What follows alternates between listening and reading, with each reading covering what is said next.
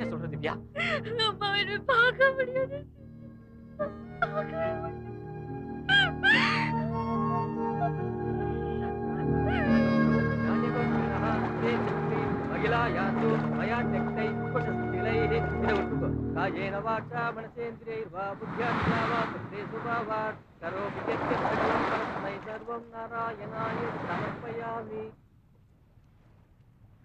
ஒரு பொம்பளை புள்ள தனியால நின்னு ராத்திரியே எல்லா காரியத்தையும் செஞ்சு முடிச்சிட்டியம்மா.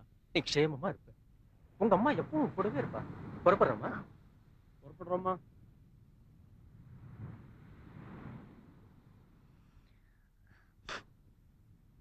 கிளம்பலாம் செந்தில். குடும்பம் பண்ணிட்டு திவ்யா 2 நாளா யார்கிட்டையும் சொல்லாம எனக்காக எல்லா வேலையும் பார்த்து எப்படி திவ்யா உனக்கு மனசு வந்துச்சு? உனக்கு எப்படி திவ்யா தைரியம் வந்துச்சு? ஏன் திவ்யா மறைச்ச? ஏன்டா மறைச்ச?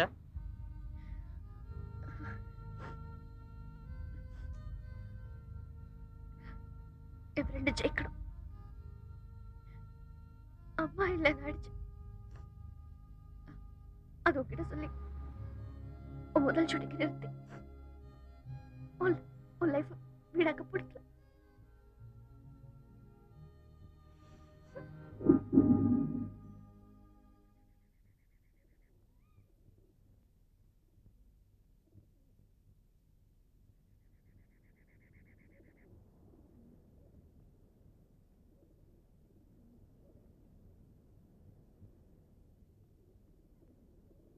திவ்யாவோட எதிர்காலம் கேள்விக்குறியாச்சு.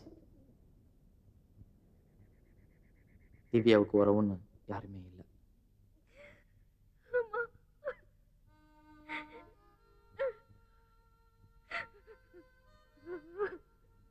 தனியா அந்த உலகத்துல அவளால எப்படி வாழ முடியும்னு நினைச்சு நாங்க ரொம்ப கஷ்டப்பட்டோம்.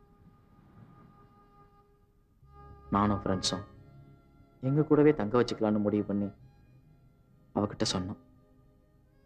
நாங்க இருட்டில் இருந்தப்போ எங்க கையில ஒரு மெழுகுவர்த்தி வெளிச்சத்தை கொடுத்து பாதையை காமிச்சவ. அவளோட வாழ்க்கையில ஏற்பட்ட இருட்டுக்கு அவ தேடிக்கிட்ட ஒளி வித்தியாசமானது.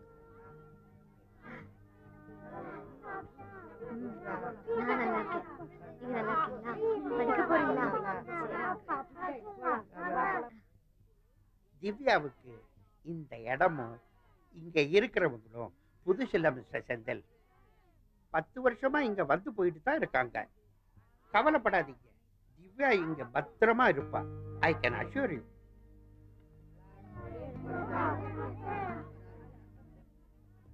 என் மேல கோமா செந்தில். பிரிவு இயற்கைதான திவ்யா? என்ன தப்பா எடுத்துக்காத.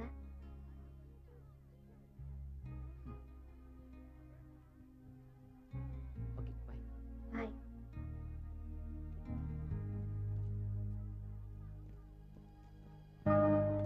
மற்ற உறவுகள் எல்லாமே நமக்கு வாழ்க்கையில ரத்த சம்பந்தத்தால இன்னொருத்தர் தேடி கொடுக்கறது.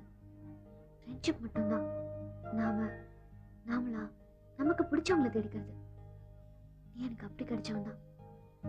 அப்படி கிடைச்ச உன்னோட எல்லாரையும் போல ஒரு சராசரி உறவை ஏற்படுத்திக்க விரும்பல. என் நண்பனா என்னோட எல்லா சுக துக்கங்களையும் தோள் கொடுத்து என்னோட எல்லா உணர்வுகளையும் பகிர்ந்துக்கிற, என்னோட கடைசி மூச்சு வரைக்கும் கூடவே வரப்போற ஒரே ஒரு நண்பனா வேணும். வாழ்க்கையில நல்ல நண்பர்கள் மாதிரி தான் கஷ்டம் சேர்ந்து. நமக்குள்ள சண்டையே வரக்கூடாது, நமக்குள்ள பிரிவே வரக்கூடாது.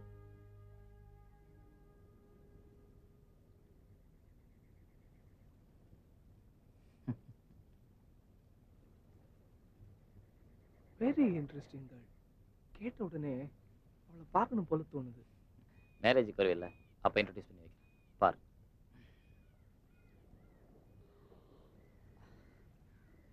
லத்திகா வீடு வரைக்கும் போயிட்டு வந்துடலாமா? எதுக்குடா? பார்க்கணும். அவகிட்ட நான் சந்தோஷமாக தான் இருக்கேன்னு சொல்லணும். நான் நல்லா இருக்கிறத பார்த்தா அவள் சந்தோஷப்படுவாள்ல. அவளையும் மேரேஜுக்கு இன்வைட் பண்ணணும். வேணாம் செந்தில். எவ்வளோ வருஷம் கழிச்சு அவங்க மறந்து ஒன்று திருப்பி ஞாபகப்படுத்தி இன்னும் அவங்க ஒன்று விரோதமாக பார்த்தா கஷ்டம் தானே. வேணாம். இல்லைடா, அவளை பார்க்கணும். கடைசியா அவளை விட்டு பிரிஞ்சப்போ பார்த்த அந்த கண்ணீர் சிந்தனை முகம்தான் என் நெஞ்சில் பதிஞ்சு போயிருக்கு. எப்போ அது ஞாபகம் வரும்போதெல்லாம் அந்த முகம் வந்து ரொம்ப கஷ்டப்படுது. இப்போ அவள் சந்தோஷமா இருக்கல்ல, அந்த முகத்தை பார்த்துட்டேன்னா என்னோட பழைய நினைவுகள் அழிஞ்சு போயிடும். நானும் எந்த குற்ற உணர்வும் இல்லாம என்னோட புது லைஃபை ஸ்டார்ட் பண்ணுவேன்.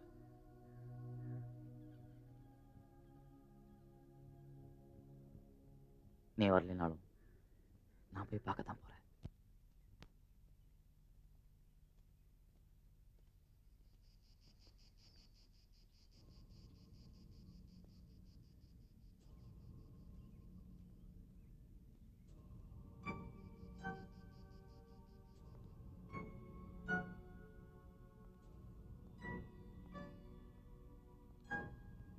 லத்திகா, லத்திகா.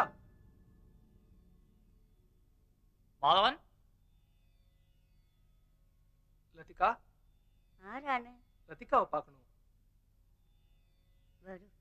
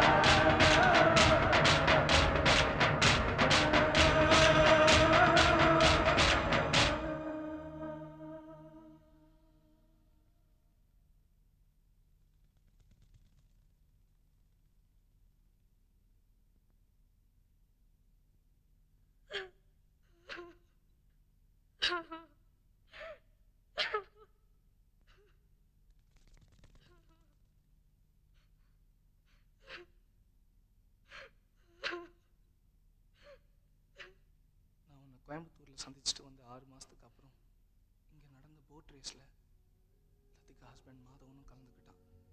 போட்டியில் நடந்த சண்டையில் சில பேர் அவனை அடித்து தாக்கிட்டாங்க. தண்ணிக்குள்ளே விழுந்தவன் தான் மறுநாள் காலையில் பணமாக தான் தூக்கிட்டு வந்தாங்க. அந்த நிகழ்ச்சியும் லத்திகாவோட வாழ்க்கையில் விதி விளையாடினதும் எல்லாரையுமே உலுக்கிடுச்சு. லத்திகா அவங்க அப்பாவும் தான் மகளுக்கு தப்பு பண்ணிட்டோன்னு நினச்சி 4 வருஷத்தில் இறந்துட்டார். படிப்படியாக எல்லாரையும் பறி கொடுத்த லத்திகா தனிமையாயிட்டா. ஆனால் இந்த சோகத்தை உனக்கு தெரியப்படுத்தக்கூடாதுன்னு என்கிட்ட ப்ராமிஸ் வாங்கிக்கிட்டா. அன்னிலிருந்து இன்னி வரைக்கும் இசையோட தான் வாழ்ந்துட்டு இருக்கா.